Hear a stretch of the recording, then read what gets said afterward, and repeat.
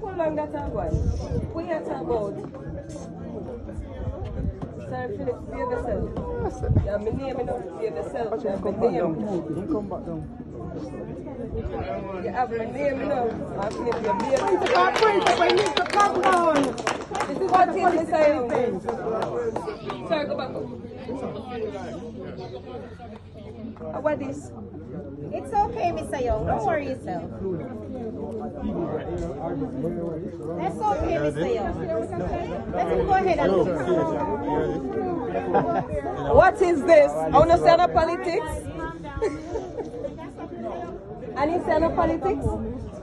He said it's what not you said? politics. All right, you ready? Yes, sir. Third term, Mr. Coolest, cut that. Calm down. Yes. 1, 2, 3. Yes. Ready? Yes. 1, 2, 3. Charlie!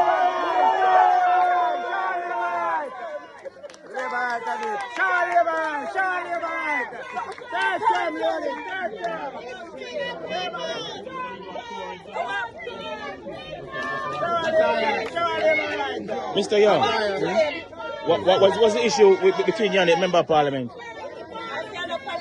From my interpretation, the Member of Parliament seems intimidated and seems petty, as if he cannot stand my presence at a mere ribbon cutting. A ribbon cutting that the Jamaica Labour Party government has really working so hard with this whole program and has provided.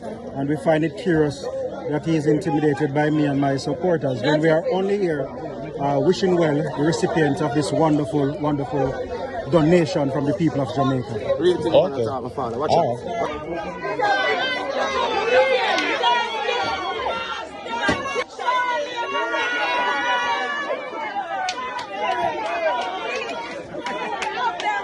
What's the issue between you and the caretaker? What was it about a while ago? I have no issue. He said that it's some political intimidation. What's your response? There's no issue.